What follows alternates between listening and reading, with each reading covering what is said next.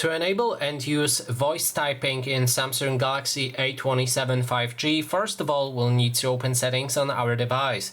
Next step is to enter General Management, and then we can click on the Samsung keyboard settings. Scroll down until we find voice typing, and when you enter it, you can pick a specific input that you want to use, Samsung voice input or Google voice typing. Choose whichever option you like and then customize it further with one of those options below.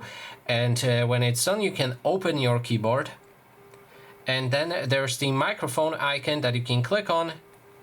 Allow all of the permissions that will pop up, and then you'll be able to basically talk, and then if everything you say should be changed into the text. So in this case it didn't work that well, but in most cases I think it should be good.